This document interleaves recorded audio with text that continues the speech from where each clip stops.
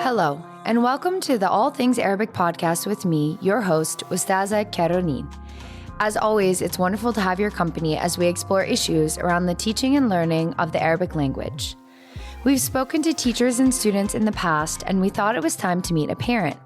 So, in this episode, we're talking to Kelly Wallace, whose daughter Kendall has been studying Arabic at Lindblom Math and Science Academy in Chicago, Illinois. Perhaps you've already listened to an earlier episode featuring the head of the program at that school, Fadi Abu Ghush.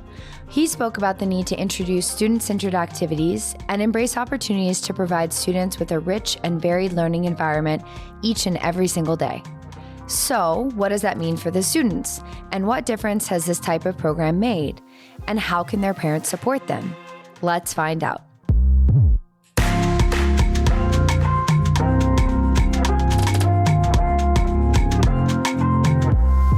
My name is Kelly Wallace. I am the mother of Kendall Wallace, a senior here at Lindblom. Thank you so much. So I'm just going to dive right in here. We're so excited to hear from the parent perspective of students studying Arabic here in the U.S.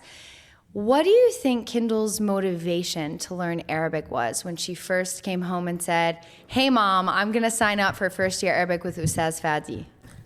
Well, I think with Kendall's learning process, she's always wanted to do things that were maybe different, and I thought this was just going to be something else. I was looking forward to her having the challenge of learning something really out of her comfort zone. But I think through this whole academic process, there hasn't been much that she hasn't stepped to accept a challenge. So I just took it as, here is one more. She's got one more challenge coming to her. Yes. So when Kendall first came home and told you that she wanted to learn Arabic at Lindblom, what was your first reaction? I immediately went to the school website to find out what other languages were offered, because Kendall was really kind of directing what classes she wanted to take, and that's the independence that we allow her. So I was thinking she was just kind of shooting to get whatever and get it done, but I went to the website to see what other languages, and there were only two. So Arabic is where we landed. Had Kendall studied any other languages before Arabic? So she studied Spanish during her primary school days, and then she studied French during her 7th and 8th grade years in another CPS school. So it sounds like Kendall studied some other languages. In the past 4 years, how have you seen her experience studying Arabic? Has it been challenging, rewarding? What's been your perspective as a parent? Well, I think there's some challenges. I mean, just through learning a new language, I think that Kendall has definitely demonstrated an excitement about it. You know, last year getting involved with the Honors Arabic Society, and I really did not know that, this was the drive that she was, she came home and said, I'm going to do this and I'm going to participate in this, and was excited about the Arabic Cultural Day and the dance that she told me I've got to practice. And so there was this excitement and drive to do it, and I was happy to see it. I mean, anytime your student is excited about learning and embracing new things, because that's all we're hoping, that you're not closed to the differences, right? The different opportunities, because otherwise you're cutting off the learning process. Absolutely. I am just so inspired to be sitting across this table from you, to hear your support of her to just be as open and curious a learner as possible. Yes, absolutely. Over the 4 years, have you seen Kendall's worldview shift in any way through studying Arabic languages and cultures? Kendall has always been a very empathetic individual. It's one of the things that our family is drawn to about her, because she cares about so many things and people. And one of the things she is too is very opinionated. And maybe the folks that meet her on set don't realize that, but she is a defender, what I call a defender of the universe. She, no matter what, whatever difference is, whatever someone's going through, Kendall will stand and protect that person. So I think that learning this new language, being exposed to conversations that are happening in the world, and just she is a good spirit of that. And so she champions those things. And so I think that being in this class and learning this language continues to build that character in her. So we are, sometimes the opinion is, a lot, but it's still embraced, and we're learning from that too. Yeah. Are there any specific memories of conversations that you guys have had at home where you feel like it's been a learning moment for the entire family, right? Kendall walks in with this new idea, this new opinion, and you guys really get to sit down and talk about it. Everything. Well, and it's funny because I think last school year we talked a lot about soccer in our family, thanks to instruction in class, and that wasn't something we were not me necessarily was interested in. Saw it, watched it, and that kind of thing. But I think those fun moments like that, where we can talk about it and be a little competitive at some point, learning has been good too. Yeah. Are you referencing the 2022 FIFA Men's World Cup in Qatar? Absolutely. And Kendall came home every day with how they watched, how they listened, how they got reports of who was winning and who Fadi was rooting for and so forth. So it was interesting times for us last year. Let me ask you a little bit about Kendall's overall educational experience and her future opportunities for studying Arabic. What do you think the impact of learning Arabic over the past 4 years has had on her time here at Lindblom? What are your conversations about future opportunities with Arabic for Kendall? So last summer, this past summer, Kendall had an opportunity to do a program in New York because she wants to study art history. And so just trying, as a parent, when your student is trying to figure out what's the next step. I am degreed in accounting, and so you're thinking, okay, this is how you're going to make your life. This is how you're going to, sustain yourself and, be a functional person in society. Kendall selected art history. We were concerned a little bit about how will you live, studying art history. So I had to have some different conversation. Kendall kind of mapped out her plan. This is what I'm going to do. This is how far I have to go in my education. But it was a conversation with a friend who said, when I shared with her that Kendall was interested in our history.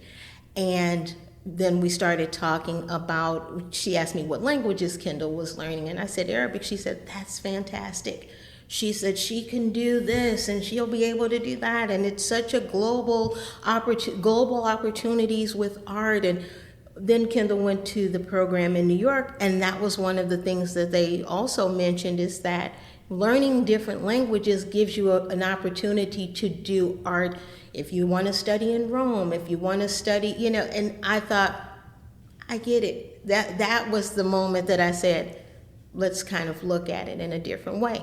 And then Kendall said, well, Mom, if I minor in Arabic, I could do this and I can go here. And I'm thinking, okay, now I'm on board. It's just that hearing her with that motivation gave me the confidence to say, okay, she's got it. She understands.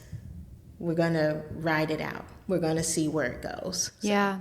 It sounds like Kendall really knows that she wants to use Arabic wherever she goes. Let me switch gears here a little bit, maybe to a slightly less serious topic. Are you learning Arabic alongside of Kendall? Well, so here is my funny story about this. When Kendall, freshman year, maybe it was sophomore year, freshman year we came into Lindblom during the pandemic, so it would have to be her sophomore year. Kendall's Arabic teacher at the time, we were coming in for maybe an open house, and Kendall said, Mom, you have to know this because we are going to get points if you can say, the teacher's going to say this to you and you have to say that. And I was panicked. I was like, okay, say it to me again. Say it to me again. Say it to me again. We got into the building. Say it to me again. So I said it at the door. I got it correct. And I said, good. I made it. Kendall got whatever credit she was going to get. And I was excited. I didn't mess it up. But she came home after that, and we had some sticky flip charts, like the Post-it note kind of things, a big one. And Kendall was vigorously writing all of this. She was just writing, and I said, what are you doing? What are you doing? And then she comes into the kitchen, and on the back of the door, she puts this flip chart with words and then Arabic words, and she drilled us. I mean, I promise, that sheet of paper just got removed from our door. I said, Kendall, I don't think that we're going to go any further than where we've gotten, so I'm going to go ahead and take it down. But that was on the door for over a year. And Kendall, when we had dinner, before we ate, she drilled us with words, and then she'd say it, and we'd have to repeat it, and she did it again, and I repeat. And I thought, this girl is relentless. I did the best that I could, and when we made mistakes, we heard it, and we got drilled even harder the next day. So that was our introduction. I am ashamed that I don't know from all the drills that I don't know anything more than that, and probably my punishment will be, we'll have another flip chart on the I love that. It sounds like Kendall's got a future career in being an ustaza or a teacher. Well, she did do, she was a TA last school year in Arabic, and she taught a couple of lessons during that time, so we had a few lessons again. We'll be on the lookout for that. And also, you know, I know you say now, it's hard for me to remember and pull it out. I hope that when Kendall gets the opportunity to travel to an Arabic-speaking country, I sincerely hope that you all as a family get the opportunity to visit her and put some of those words to use in context, perhaps. I hope so. I would love that. I would love that. And I promise, Kendall, I will not embarrass you. I will work very hard. I am going to finish with this question for some other parents who might be listening, who have students who are interested in studying Arabic, or maybe parents are really interested in encouraging their students to study Arabic. Is there any advice that you have for those parents who are thinking about starting this beautiful Arabic language learning journey together? Don't be resistant to what you don't know. I think that is where we as parents sometimes get stuck in, well, you need to know what I know. It's better that you know what I know better. Our kids are just, with all of the things that are happening in the world, with all the things that they're exposed to, we can't be closed-minded to opportunities. And anytime we have to encourage learning, whether we know it or not, just encourage it. I love that so much. That's so, so, so important. And it reminds me of when I came home with my ABC Arabic homework, my first year of college, and my dad just walked over. My dad's a former school teacher, so any homework I did growing up, he always put eyes on it. Sure. And he just walked over and he looked down and he said, that looks hard. Keep up the good work, honey. And he walked away, and I felt that independence that you've talked about with Kendall, right? I was like, freedom. Yeah. Like, you know, he's proud of me, he's supporting me, but he doesn't know what I'm doing. Exactly. And it doesn't matter. Yeah, you know, Kendall we were riding home yesterday, and she had a paper with Arabic words written on it, and I said, what are you reading? I said, what are you doing? And she says, oh, this is, a story that I said, well, translate it for me. And she did.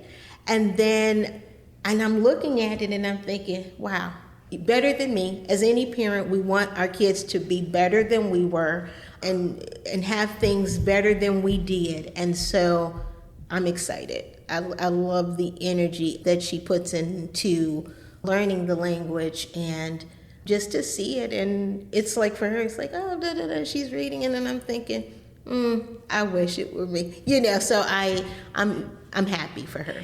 Well, I'm glad you're open to continuing to support Kendall on this journey, and inshallah, God willing, one day you will get those words. Those words will just be in your arsenal, and we so look forward to continuing to watch Kendall's journey and your family's journey into learning Arabic and all about Arab cultures. Thank you so much, Kelly, for joining us today. My pleasure.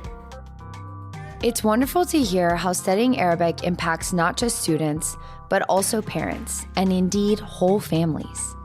Thank you for joining me, your host, Ustaza Karonin, for this episode of All Things Arabic.